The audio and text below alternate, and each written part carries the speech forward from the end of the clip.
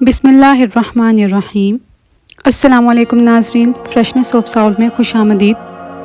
नाज़रीन, असदुद्दौला के उमरा में से एक तुर्की नौजवान था। उसने ये हरकत शुरू की कि एक मकान की दीवार के सुराख से इस मकान में रहने वाली औरत को देखता था। इस औरत ने अपने शोहर को बताया कि ये तुर्की लड़का रोज़ाना बहुत देर तक इस सुराख से देखता है। इसने मेरा आराम हराम कर दिया है। यहाँ घर पर कोई नहीं होता, देखने वाला यही समझेगा कि मैं इससे बातें किया करती हूँ। मेरी समझ में नहीं आता कि मैं क्या करूँ। इसके शोहर ने कहा कि तू इसके नाम एक ख़त लिख, जिसका मजमून ये हो कि रोज़ाना खड़ा होना बेकार बात है। जब इशा की नमाज के बाद अच्छी तरह अंधेरा हो जाए और लोग सोकर गाफिल हो जाएं तो तुम घर में आ जाना, मैं दरवाज़े के पीछे होंगी। चनाचा इसके बाद शोहर ने दरवाज़े के पीछे एक गहरा गड्ढा खोद दिया और उसके इंतज़ार में खड़ा हो गया।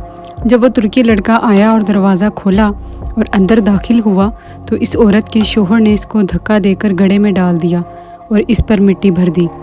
इस वाक़े को कई दिन गुजर गए, किसी को कुछ खबर ना हुई। एक दिन असदुद्दौला ने दरियाफ्त किया कि फ़लाँ शख्स कहाँ हैं। इसको बताया गया कि इनका कुछ पता नहीं।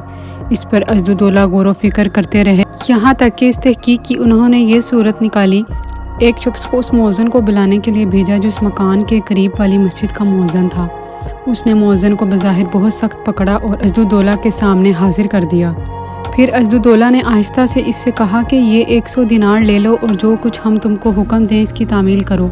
जब तुम अपनी मस्जिद में जाओ तो इशा की अजान ज़्यादा रात गए यानी देर से देकर मस्जिद में बैठ जाना। फिर सबसे पहले जो शख्स तुम्हारे पास आए और तुमसे तेरी गिरफ्तारी नाफिज होने की तहकीक करे तो इसकी मुझे इतला दे देना।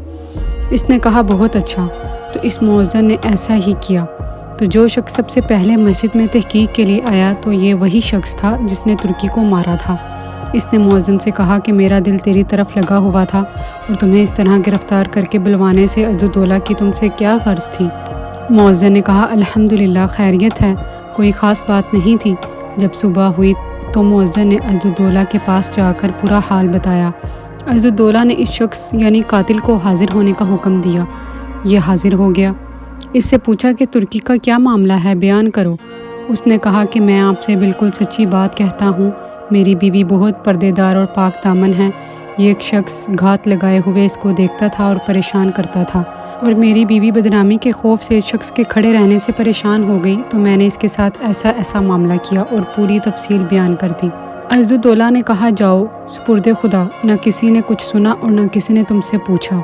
दोस्तों, बेशक बुरे काम का बुरा ही अंजाम होता है। अल्लाह ताला हमें इस वाक़या से सबक हासिल करके बुरे अफ़ाल से बचने की तौफ़ीक़ अता फ़रमाए। आमीन या रब्बल आलमीन। उम्मीद करती हूँ नाज़रीन आपको ये वीडियो ज़रूर पसंद आई होगी।